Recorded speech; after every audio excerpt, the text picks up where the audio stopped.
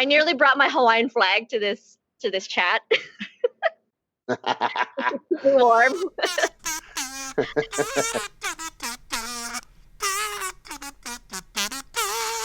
And still the undisputed UFC featherweight champion of the world, Alexander the Great Volkanovski. Let's talk about the controversy. It's not very controversial. What controversy? Yeah, exactly. Jamie? Yeah. No. Everyone making a big There's deal. no controversy. The word robbery keeps getting thrown out. But I was getting really frustrated that people are just talking so much shit about him on social media. It was hard to tell, like, we're all just waiting for the decision and you're always worried because, the decision could go either way. How do you deal with the feedback? Like, it's quite tricky, or how do you overcome the criticism? I don't really pay too much attention to it. We're always dealing with this. If you want to look at it in a broad sense, we're just a small nation of people that haven't been known for UFC fighters, and not much is expected of us, and we're up against the big guns, and that's that's kind of the setting, if you like, and so we're always under a little bit of scrutiny and a little bit of criticism in regards to that. But if you want to talk about Max, Max, that's the people's champion, Yeah. That's the fighter's fighter. That's the people's champion. He has the hearts and minds of the people. So that's that is why you get all that. That's why you get all that rhetoric. But who gives a shit? You can have the hearts and the minds of the people. We just want to be the better fighter. You can have all the hearts and minds of the people you want. For us, it means absolutely nothing. Yeah. All we want to do is be a better fighter than you, and we've been a better fighter than that man twice. That's why it's not really a consideration. The only real consideration that I care about is that we bested him twice, and that's just fact. And yeah, it was a close one. The second one was a close one. The first one wasn't. And I don't know. I think we should all be able to rest our head at night and be very comfortable with that. In fact, we all are. Yeah, like I said, he has the hearts and minds of the people. He's the people's champion. Once you get one popular guy saying the robbery and and this, and they're like a little gang. All these Americans, they're all together. They all back each other up. Good on them, but we don't care. We just want to be better than you. I feel like there was almost like a psychological bias where you have Bisping commentating, and he clearly is rooting for Max. He's got a bias for my opinion. Personally, I thought I didn't even know how Alex could actually punch Max, because Bisping was so up on his dick. It was he had to kind of climb over Bisping and then punch him because he was so busy sucking his dick in the middle of the rounds. Yeah. And the problem is, the majority of the fans take people like Bisping, Joe Rogan, White's word for law and fighting. You know what I mean? And Daniel Cormier, he'll speak about striking when he's probably one of the worst strikers in the UFC, and they'll take his word as law, and they'll be like, oh yeah, what he says is right, and so they believe that. And I mean, come on, Bisping was all right, but nothing exceptional, you know what I mean? But then Bisping, after the fight, we saw him in the lobby in the restaurant, and he was all smiles and said great fight and all the stuff to Alex, and I was like, bullshit, cunt. I heard you in the corner. I think Max really had to build up his profile and his fan base, because it is also sports entertainment, and he is a very likable personality. He's very genuine, and that's why people like him. But he actually had to build that up. But the thing with Alex is he has that as well. Alex has such a great personality and great character that people can't not like him. He's just But Americans don't understand New Zealanders and Australians, right? They don't understand their their demeanor or like their slang and all that sort of stuff. So when he's like, his likable personality is not an American personality as well. And Max has also developed these relationships for like 9 years. You know what I mean? Like he's been in the UFC a very long time. It's not his fans. He's like, the promotion has become friends of him. Dana White, judges, referees, staff. You know what I mean? It's like you're not just fighting Max, you're fighting the UFC, which people seem to forget. Yeah. To this random small Greek Aussie guy that you can't really understand doing interviews, it's easy for them to choose a side, the Americans. You know what I mean? Apparently, even our own people like Jamie. I have a question. I just want everybody who looks at this to look at this picture behind me. That's not a question. And you'll see a blonde lady on there, and that's the picture of someone. That's elation because our teammate has won. That's loyalty. Yes, that's loyalty. You'll see on the other side of me, you'll see a Hawaiian who looks surprised that Volkanovski won, surprised and shocked. And I want to know what that's about. Like, what is that about? You know what, Jamie? That look of disgust. It's a look of disgust. This is backhanded respect. Well, I in private, you cheer for Max, and on the screen, you're like, yeah, Alex. I know where my loyalty lies. I think No, why? I think you could be in trouble when you eventually return back to the island. I think you could be in trouble. You might not be allowed back in. What do you think of the scoring? Would you guys change anything? Do you think it needs to change, or do you want to even explain to people who don't really understand how the scoring works? I have a contrary view to everybody else, and everybody's talking about the judges, but I mean, I'm of the opinion that Alex won that here by a whisker, and so for me, those judges are the best judges in the world. I mean, it's a completely biased point of view, right? But it's very hard when in a close fight. It's very difficult to see who won. Yeah, and that's why sometimes sometimes there's big discrepancies in the judging, but you got to say that, at least by my opinion, Alex won it by a whisker, and those judges had Alex winning it by a whisker. So my argument is that those three judges are three of the best judges in the world.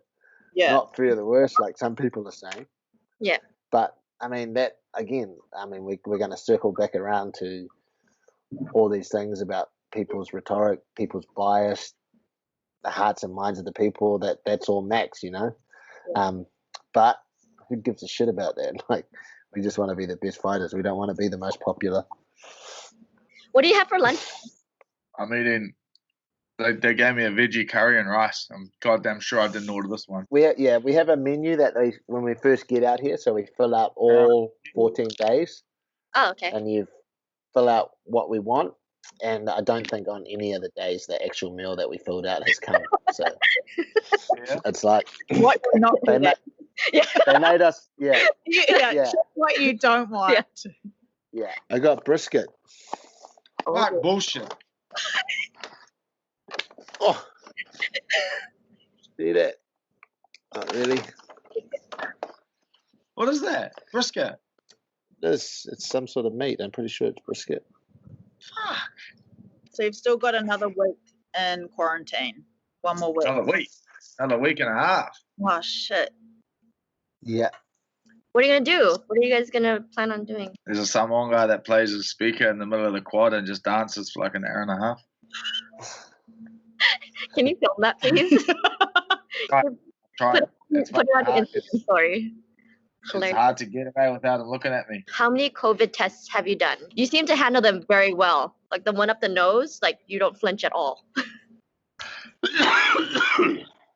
I think you've got COVID. No, I've only had one up the nose. Oh.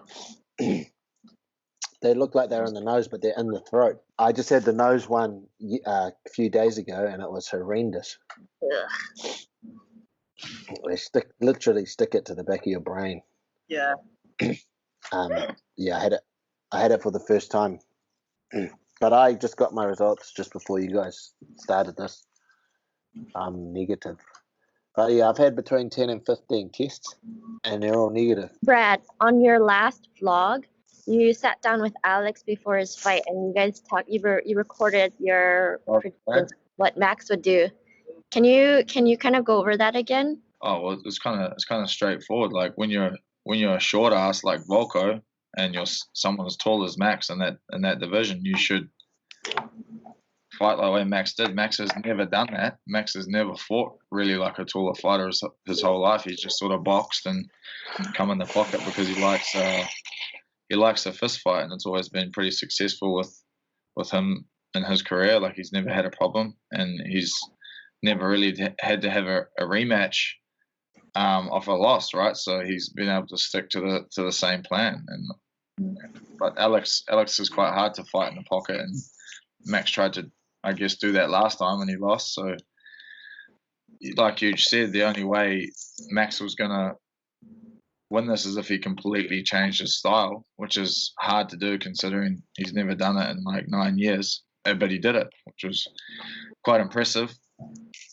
And yeah, to beat a short guy, you kick them. You kick the shit out of them, and you kick their arms so that they can't punch, and you push kick them, and every time they come near you, you knee them. And that's what Max did. But we would have been okay earlier. Alex just didn't give.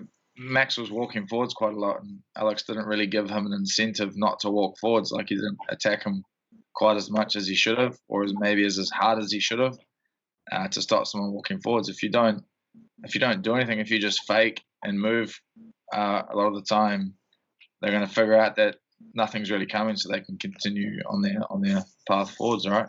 Max, even though he talked a lot of shit about how he'd like only trained on Zoom, he did make some massive adjustments, which you guys gave full credit to him, because he looked like a very different fighter, and like he looked like a fighter that did not train on Zoom. No. He came out in the first 2 rounds and he was breaking down those leg kicks. But then obviously after the second round, you've got Alex, and, he's got a big heart, so he's not going to give up. How was his mindset when he was 2 rounds down? And how did he deal with that? Actually, nothing surprised us. We actually had a pretty good idea of exactly what he was going to do. We knew that if he was going to make some changes, we knew exactly what they were going to be. The things that Max were doing, it made Alex very wary to go in, for sure. And then we just needed to encourage him more in the 3rd round. We just needed to give him reassurance that what we'd been working on is going to work, and he needed to pull the trigger more. And sometimes you just have to instill a little bit more. It's not lack of confidence, but it's confidence in the actual moment. Yeah, like the guy's always confident, but the particular type of confidence in that actual moment, and more not just confidence, but reassurance. Give him the reassurance that he's good to go. He can start to do what we're telling him. You will be successful. You'll be safe. What were some of those things he was doing that then broke down Max's attack? Well, we wanted to get away from the right side, so we needed to get out to Max's left, Volkanovski's right, because it's very hard to hit someone when you're circling away from their right side. What we wanted to do was, as we were turning him, attack simultaneously, which we didn't do that well, but when the few times we did, it worked quite well. But then what we also wanted to do was, as Max got sick of circling, of Alex turning him, and started coming across Alex, instead of turning him like this, Max started to come across. As Max came across, that's where we wanted to attack him, which Alex didn't do as good a job as we wanted him to do in the 1st and 2nd round, but he started to do better. So instead of going like this and just going like this, we knew that Max would come across, and then as Max came across and put himself in front of Alex, then we attacked him. And for the most part, like it worked with some success. Well, it worked with enough success for us to win the fight. So, it's that old saying, whether you win by an inch or win by a mile, it doesn't matter. A win's a win. Eugene, you mentioned in another interview, I think it was with Ariel Helwani recently, Max's stance, his feet were closer together. So what does that do for him? You've got to bring the feet together to check a little bit more, which he clearly wanted to do. But one thing Max is like, a massive part of Max's game is the way he moves in and out is, it's very efficient, very smooth. He can pull himself in and out while he's attacking, or if maybe he's not attacking, but he can do both. He can pull out while he's attacking, when he's attacking, very smoothly, very efficiently. And he can do that because his feet are so nice and like spread out, usually. If you bring your feet in like he did to check the kicks, then you can't do that. So what we needed Alex to do, knowing that he couldn't exit the same way he usually did, because you got to remember in the last fight, Alex, a lot of Alex's success was coming after Max came in, but Alex also had success when Max moved back, and that was with Max's normal stance. He had success when Max was able to pull himself out really efficiently, really nicely. Well, now Max wasn't able to pull himself out as well, and so I just knew that Alex would have even more success in the last fight because the feet were together. And you can see from the third, fourth, and fifth as that round progressed, Alex really started to take advantage of Max's feet being close together and was having real good success leading instead of waiting for Max to come in so much. And then, that's why we had to motivate Alex to lead more, because we knew if we had success last time, then this time we'd definitely have a lot of success. So that's what the feet was there for. We knew he was going to add the kicks. Alex likes all this lateral movement with his body, likes to move his body.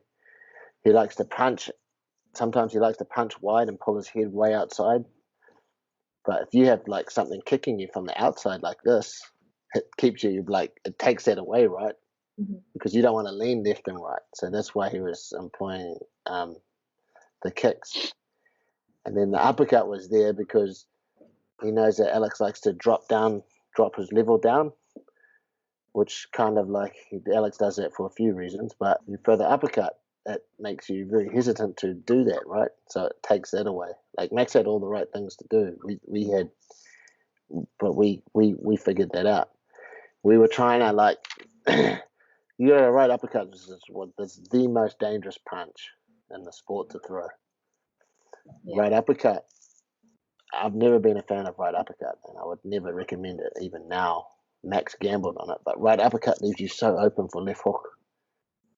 And it's such a gamble. Stepping back, throwing a right lead uppercut is you're just asking to be knocked out. So it is a big gamble, but left hook's a better punch than right uppercut because left hook is just more common. There's so much more times you practice left hook than right uppercut. So you're just more efficient at it. You could see Alex did really well with that. A lot of people that block uppercut like this, but he was bringing his hands together. And he was coming straight over. So blocking the uppercut through the middle, and he was trying real hard to land that left hook. When Max took that hand away from his face, boom, and it came so close, and I would have hurt Max. I feel it would have hurt Max if he landed it nice and clean. And then, Alex went to that left hook to try and discourage that right uppercut. And it worked a little bit. The right uppercut became less and less frequent as Alex started to throw more left hook. That was a good adjustment by Alex. Adjustments it's like the latest buzzword in fight sports, eh? Adjustment.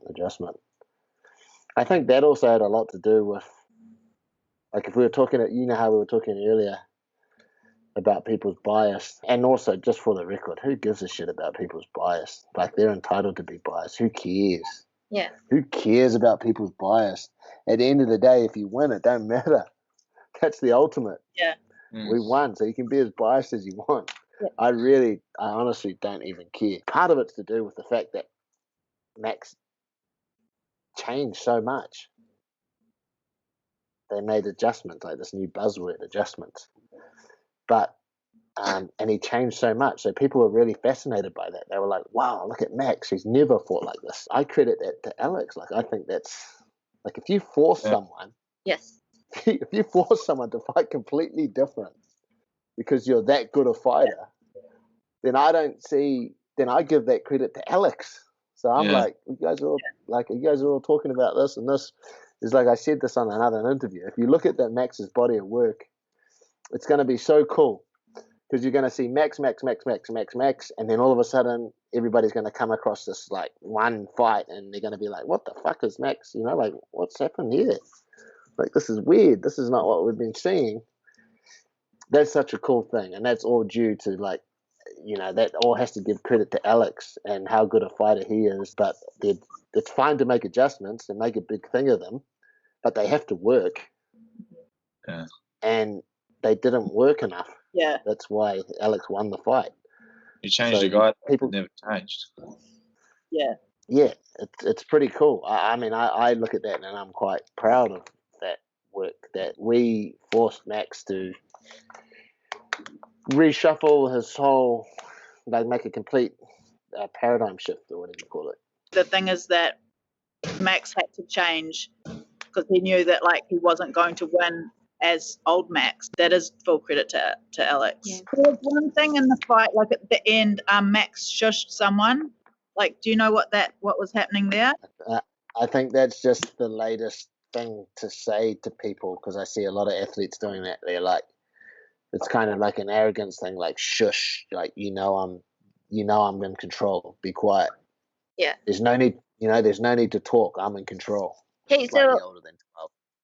Joe Lopez was there, and I saw Frank was there, and who else was there? Ash was there.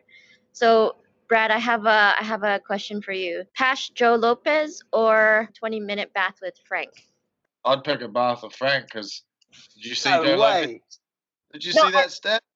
But you don't get that came from Frank, you idiot. Yeah, I'm immune to that. I've been around that shit. No, but for the 20-minute bath with Frank, you don't get to say a word, and he is talking the whole time. You got to pass Joe Lopez. You wouldn't take a bath with Frank. Hey, Frank, he's gonna hate me after this. That's a young Lopez. Oh, cute. Did you take a 20 kg kettlebell as your carry-on luggage? The best thing was when we landed, they were like, oh, so you guys are going to get off the plane, go through customs, and go back to another lounge and board a flight to Christchurch. And the whole plane goes, oh. And then I turn around and look at Eugene, knowing that that's his worst fear. And he's texting. He didn't even hear. So I text him from the front of the plane. I'm like, yo, did you hear that? And he's like, hear what? I'm like, bro, we're going to Christchurch. He's like, fuck off. And he's like, bro, we're going to Christchurch. And he goes, bullshit, cunt. I said, I swear on my mother's life, we're going to Christchurch. And then they announced it again, and this cunt's like, no. and then they call me. We're in the lounge, and they call me up to the desk, like literally me and one other guy. And then Eugene's like, if you're staying in Auckland, I'm gonna fucking go off, eh? I did yell out. I did yell out. You know when you yell out loud and you don't even know it? I was like, no. Or I was like, fuck no. Yeah. You're like the guy 10 minutes after everyone else. Like, oh. Yeah. We wanted just to talk about the giant that walked Alex out into the fight. That guy. Yeah. 6'9". Yeah, mate. He was actually like, Alex was walking out. The guy's head wasn't even in the screen. Like, he's actually like 13 foot tall. It was like David and Goliath. First thing Ash says, I bet he's got a hammer on him. Oh my god. What do you guys think's next for Volko? We know what Volko should do as soon as Hawaii gets better and is free of the COVID. We should all go on a tour, a Hawaiian tour. Yes. I've always wanted to go to Hawaii. It's somewhere I've never been. Yeah, let me know. I'll come be your travel host, tour guide. Where are you Chaperone. from? Maui. Yeah, it's the Big Island. Yeah, nah, Hawaii's the Big Island. Yeah, you're like a bear scratching your back on a tree.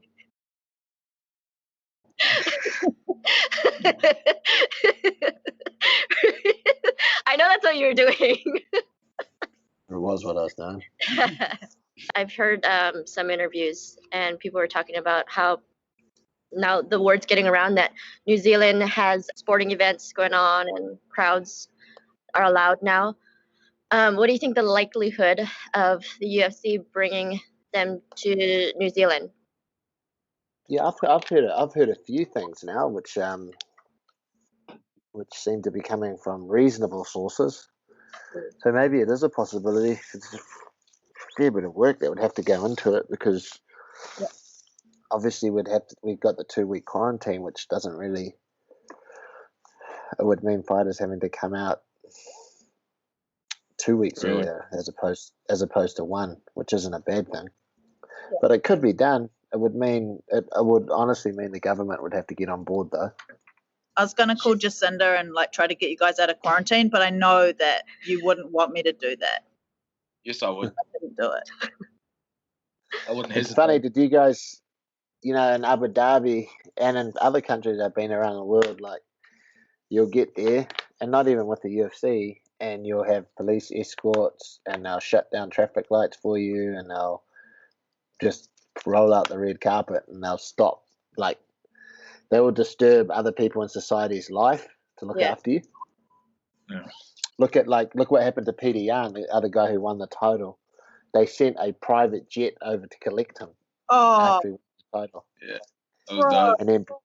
And then Brad just gave me another video. They just gave him a brand new Mercedes truck. Nice. Like this is all like the government. This is from helping, Russia to Peter Yan. Yeah. This is Putin. Yeah. Putin's. And even and in Abu Dhabi, like the police like escorted you everywhere and they escorted you through traffic or They sent us through like the first class lounge before we even had class. They just they marched us through the airport past everybody else, but they just have a higher regard or esteem for this type of sport. Yeah. Like it's held in much higher regard than somewhere like New Zealand, where maybe the only other people who get that sort of treatment are is obviously rugby players and stuff. But it's just funny how different countries look at the sport. So in New Zealand and combat sports not being super popular here, but do you think that it's gaining popularity now? No, it's definitely gaining popularity amongst all the different sections of society, right? Like now there's a lot of people that watch the guys and the guys' success that would have never watched it even 5 or 6 years ago. Things like the Halberg Awards, like fighting sports would have never been considered for those sort of words. They were always like marginalized and pushed to the side as, they had really old school views. But now things are changing. The wheels are turning.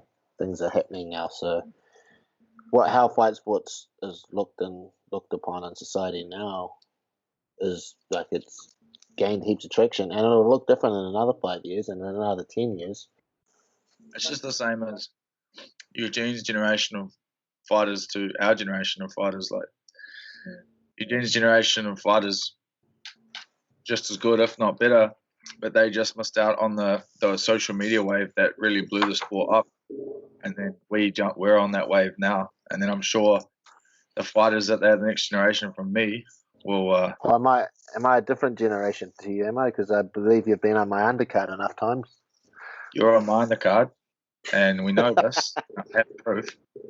Do you guys know that Eugene's comeback fight was my undercard? Here in New Zealand? Nah, we were in Melbourne. Oh, crazy. You know what Eugene rehydrated with after his weigh-in? A beer.